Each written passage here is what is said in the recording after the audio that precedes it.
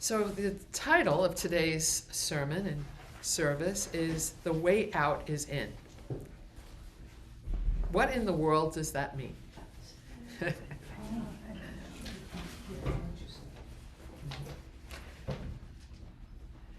Today we will explore what the way out means. What does this mean? Where this thought came from, and what value it may offer us and the world. The way out is in is a paradox. It's a contradiction, and it's used in Buddhist wisdom. This teaching was coined by the renowned Buddhist Zen monk, who I mentioned before, and peace activist Thich Nhat Hanh. How many of you have heard of him? Wow, we have a lot of folks that know of him. I've done a service about his peace work at another point. It's amazing.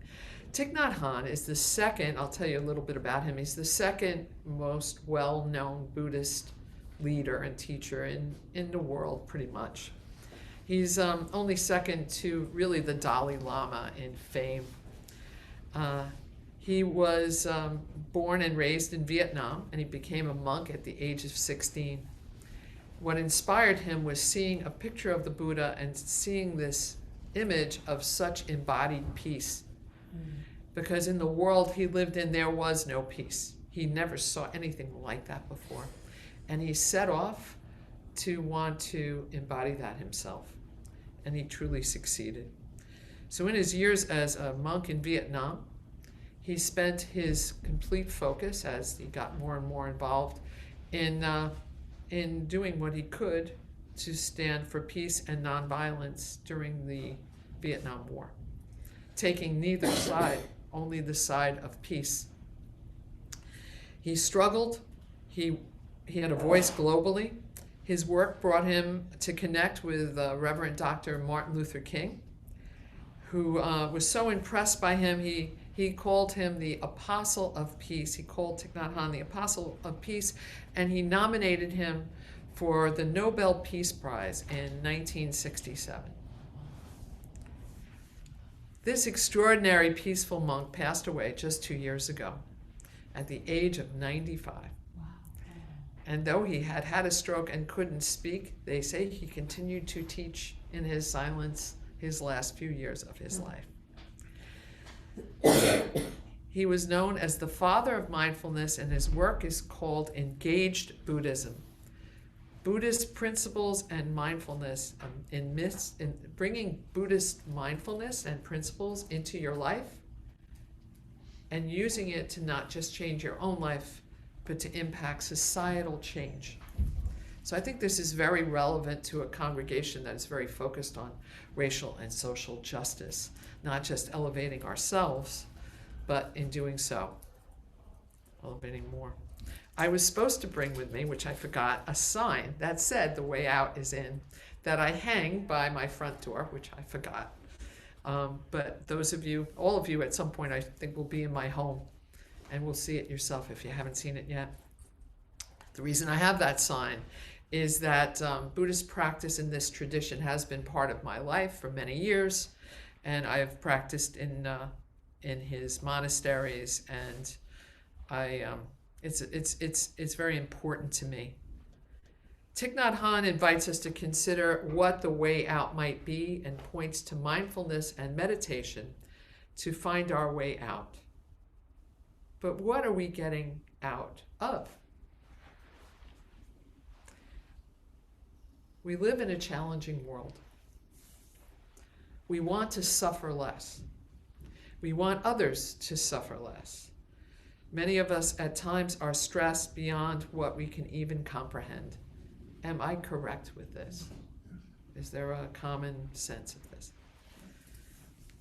I don't want to speak for everybody, but So in 2024, we live in a world of distractions, endless notifications, right? On our phones dinging. Mickey, you know about this. Phones dinging.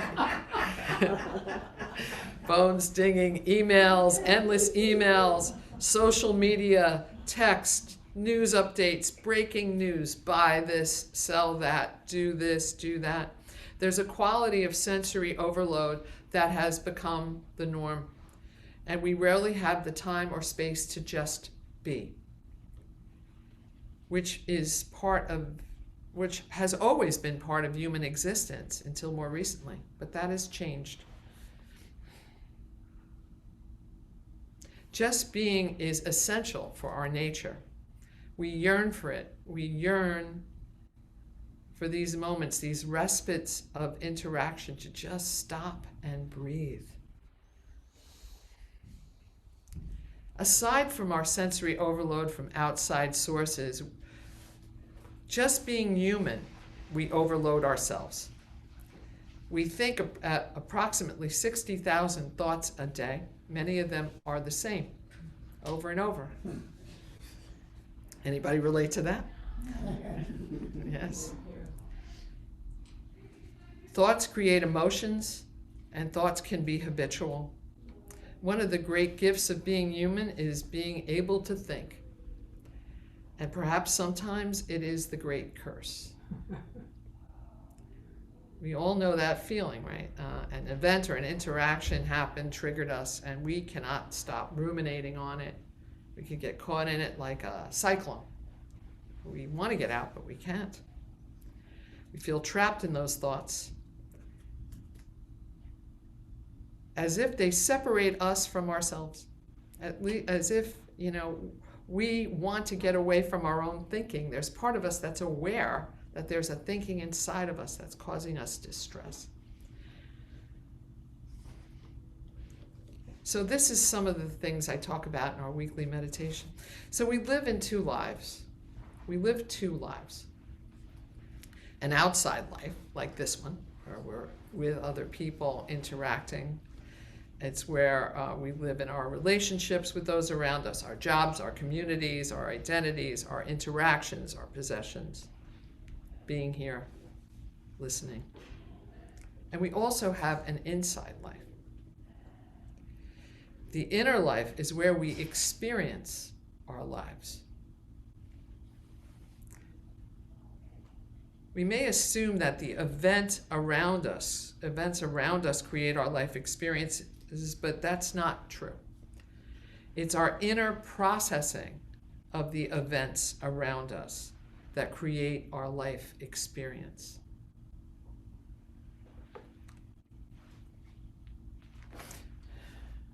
When we're struggling with something that we can't let go of inside, it makes us miserable. The unwitnessed human mind can act like a monkey, jumping from thought to thought. Many of you might have heard the expression monkey mind, the Buddhist tradition of the monkey mind. And it's only through awareness that we could choose to pause from the interactions, from the busyness. Thich Nhat Hanh teaches that the way out of suffering is to go within. And he invites us to use mindfulness practice to do it. So what is mindfulness? Simply, mindfulness is the energy that allows us to be in touch with the present moment, this very moment. We talked about that as we lit our chalice this morning. A mindfulness practice is about immersing yourself in the present moment and embracing it without judgment. That's the ticket.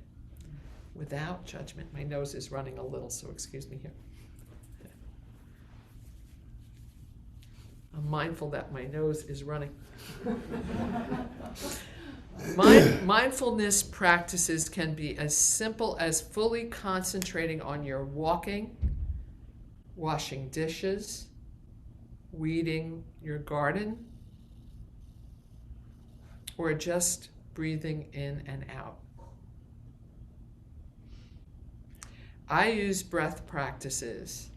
Breathing in and out is my meditation practice and mindfulness practice. And if you join us on our Tuesday meditations, that's what you'll experience.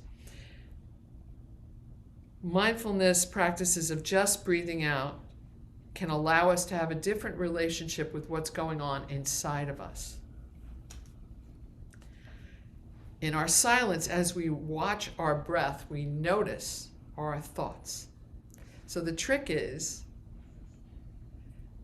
when you are paying complete attention to your breath, you know you cannot think at the same time.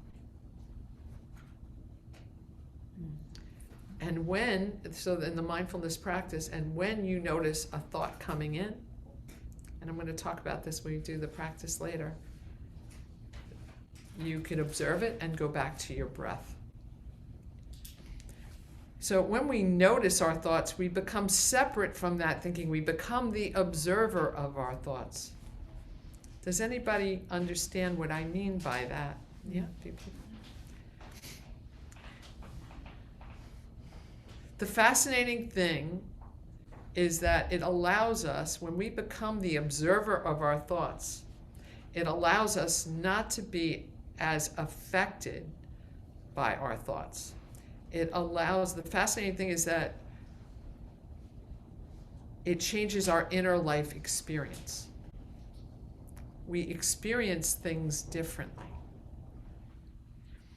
Thich Nhat Hanh's is often called Thai. That means teacher in Vietnamese. Thai teaches that our true home is not in the past. It's not in the future. It's only here and now. And when we focus completely on any of these tasks, we are in this moment. So it's virtually impossible to be thinking about yesterday or tomorrow when we're right here. And when we are just being, or just in that moment, that's where we get that relief from that constant angst and stress. Most of us, what could also, I could share with you about how we are easily distracted, right? Many of us will go to watch a sunset, right? And we're at that beach or wherever we are watching the sunset. And we'll be standing before the sunset. It's one of the most beautiful experiences we could have as human beings. And we're watching it, and we watch it, and then a few seconds later, we're thinking about our shopping list. We're thinking about the sunset we saw last time. We're talking to the friend with us about the sunset. In a split second, we're at the sunset, but we're not aware of it anymore. We've lost our focus on that sunset.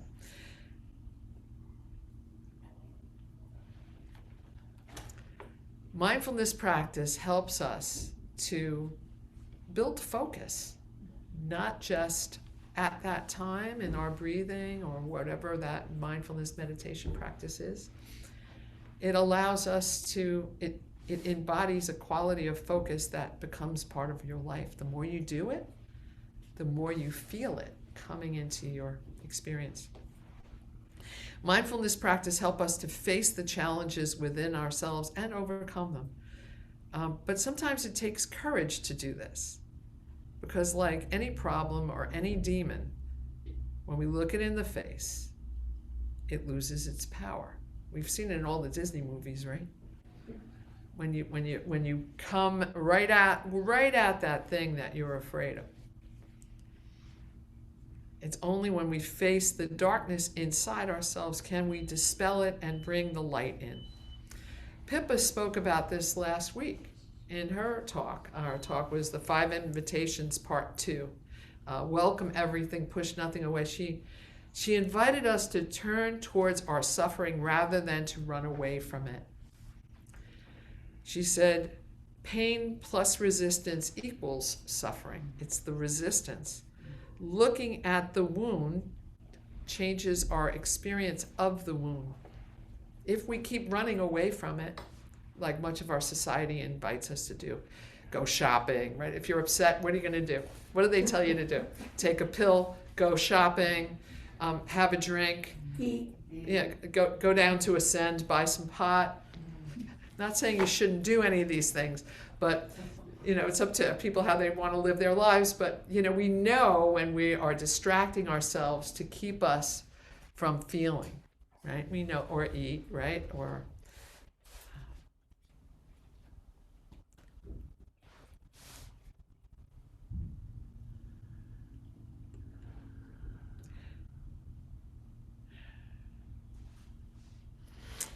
So if we empower ourselves to diminish that compulsive thinking, we could swing our experience to allow us to bring a little less pain into our lives. But it also builds our personal wellness and power. And power is an interesting word. You know, most people find that uncomfortable, like it's only those people that want to control us that want power. But I invite us to start to develop our own personal power and for taking care of ourselves. There's a spiritual teacher, her name is Carolyn Mace. I don't know if everybody's ever heard of her. And she says, I think, and she's a real interesting character, she says, I think if there's any reason that we are born into this lifetime, it's to learn how to manage our personal power. And one of the things that was in the reading this morning that Debbie shared was how Thich Nhat Hanh is talking about minimizing our suffering so that we can maintain our own health and wellness, correct? So this work that we're doing, or this invitation to be involved or to explore going in, is not just for ourselves. And this we're going to talk about a little more in a minute. But I think this might be a good time for us to have a little practice. So would you all join me in a short meditation practice? If you don't want to do it, that's fine. There's no pressure. But if you would like to, we're going to just take a few moments and try this together. So I invite you to find your comfortable position. If you'd like to put your feet flat on the ground, or if you're on Zoom, find yourself in a position you could remain in. I do suggest trying to keep your spine straight, only if you're comfortable doing so.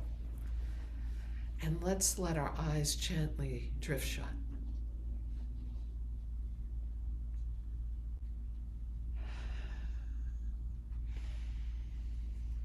You can just settle into your breath. Just a gentle exhale. And there's a quality of doing this that almost feels like you're sliding into the sheets at night to climb into bed to relax for a moment.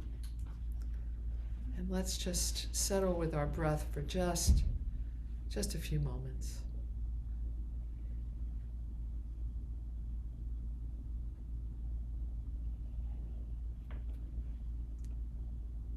So thank you for taking a few moments to tend to your inner life, the part of us that we ignore for the most part. We just let go. And in this practice, we take time to cultivate our awareness and our relationship to the part of us that is that we truly live with, that inner being, that part that is always thinking, that has a chatter that goes on.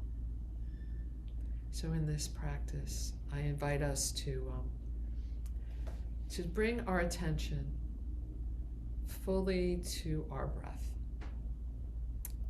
And in a few moments, I'm going to ring a bell. And when I ring that bell, we're going to just be silent, just for a few minutes. But during this time, please just bring your attention as best as you can to your breath, moving in and moving out.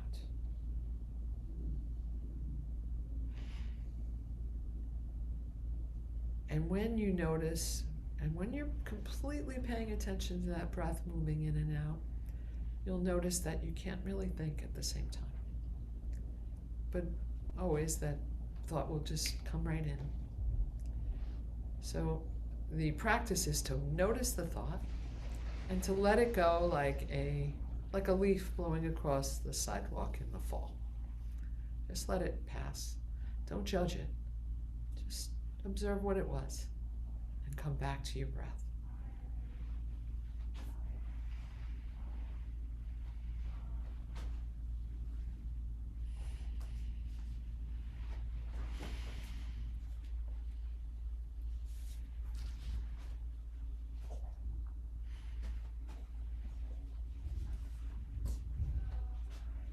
So as I ring the bell, let's meet each other in the silence.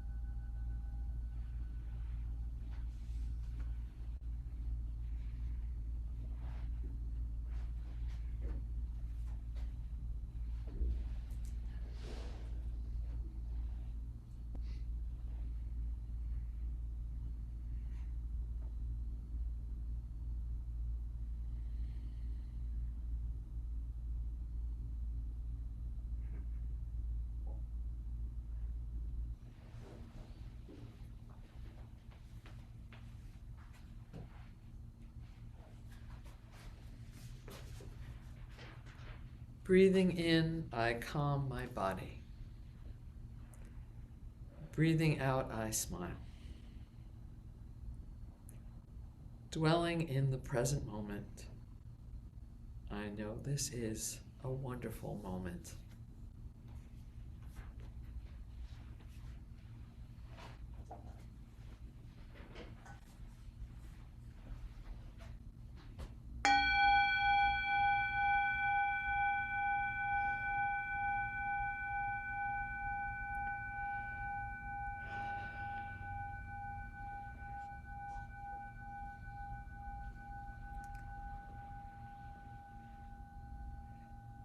Now I invite us all to let our eyes remain shut for a moment, and let's all take a deep breath in and a long breath all the way out. Another one, all the way in.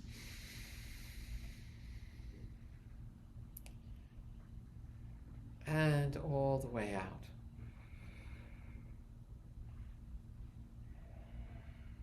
And a last breath to finish. All the way in. And all the way out.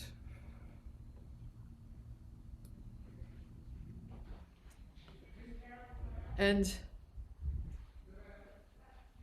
we close typically our meditations. I'm going to share this with you again this week with something called, it's a Buddhist intention. It's called the metta prayer. And I invite you, if you're comfortable and would like to, if prayer position is comfortable for you, by all means, you could bring your hands together over your heart. If not, that's perfectly perfect for whatever your practice is. May all beings be peaceful. May all beings be happy. May all beings be safe. May all beings awaken to the light of their true nature. And may all beings be free. Namaste, and may it be so. Welcome back, friends. Please bring your intentions and your eyes and your presence back into our spaces, wherever you are on Zoom or here. So can mindfulness make a difference outside of ourselves? Engaged Buddhism is about grounding yourself, clearing your mind and heart of the debris that's within you, and then moving to take action to co-create a better world. You felt that maybe you may have experienced a different bit of calmness, right, from that practice. I can't say what your experience was. The Dalai Lama, I saw the Dalai Lama speak. I had the privilege of hearing him speak back in 2012. And he was talking about his involvement in activism. And he said that every day, he said, I'm a monk. Every day I practice, I meditate, I pray, I get quiet inside. He says, I do that so that when I do go to take action after my practice to change the world, that I don't go at making the change in the world with anger. He said, if I go at making changes in the world with anger, I will be like a drunk swinging at my target and missing every time. Every time. Love that. He says he makes sure he calms himself so he could be deliberate. So that he's also embodying the same kind of peace that he hopes to see in the world himself. That's what these teachers encourage us or invite us to do. Is if you want peace out there, to do your best to bring that peace here first. It helps our intention. The way out is in helps us to be aware that the solutions to our external conflicts of our lives and the world around us can actually be impacted by inner transformation.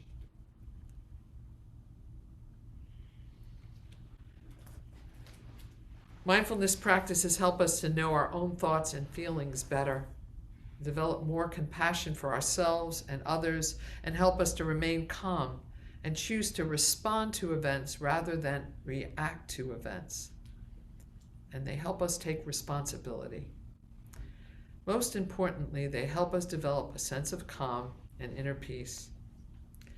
And taking time to cultivate peace within yourself is one of the greatest things you could do to impact the world around you. I'm being redundant here, but that's really one of the big takeaways here. I can't say that enough. And I know it's a process. I have to work at it. But it's worth it. It's worth it.